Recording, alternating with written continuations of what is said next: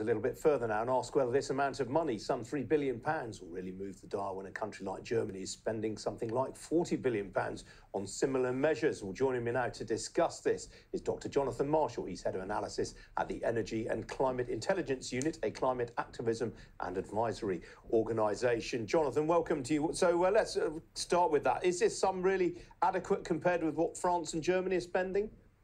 It's definitely different to what you're seeing in France and Germany, but this is also significantly more targeted. So this is £3 billion just for the building stock, which is something that the green sector has been calling for decades. We've seen years and years of no progress on insulating homes and insulating public buildings. And now this big boost over 1 year could really be something that starts to tackle a problem that's been holding the UK's climate progress back for years. But look, I mean, it's all very well talking about insulating homes and buildings. I mean, the biggest single producer of greenhouse gas emissions in this country is transport. Surely it's more important to tackle that, isn't it? Of course, yeah. I mean, you can't get to net zero without tackling every part of the pie here. And, we've seen, as your previous guest said, a lot of progress on the electricity sector. We've got loads of offshore wind farms now.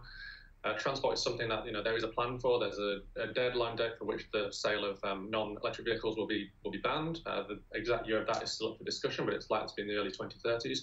But until today, we've really not seen any progress at all on insulating buildings, which is responsible for about a fifth of our carbon emissions and is a huge source of waste of energy and waste of money. We have some of the leakiest homes in Europe.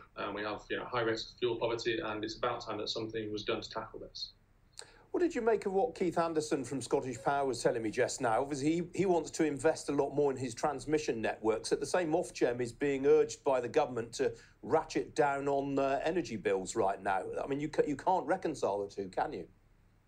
No, I mean, there's a tightrope for Ofgem to walk tomorrow with this announcement. On one hand, it needs to ensure that it's not too harsh, so it doesn't curtail companies such as Scottish Power investing in the network to bring new wind farms on, to enable distributed generators like big solar farms and small balancing units to come onto the system.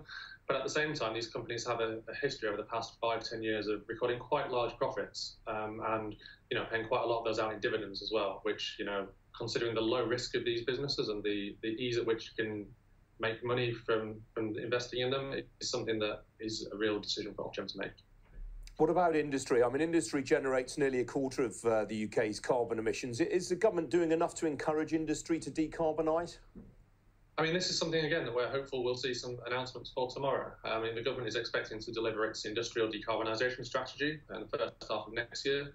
And we see good noises around technologies such as carbon capture and storage, which, you can capture carbon dioxide from the exhaust pipes of power stations, of factories, and bury it under the sea, locking it away so it doesn't warm our atmosphere.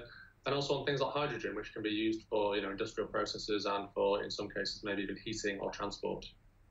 All right, Jonathan Marshall, good to talk to you. Thanks for joining me.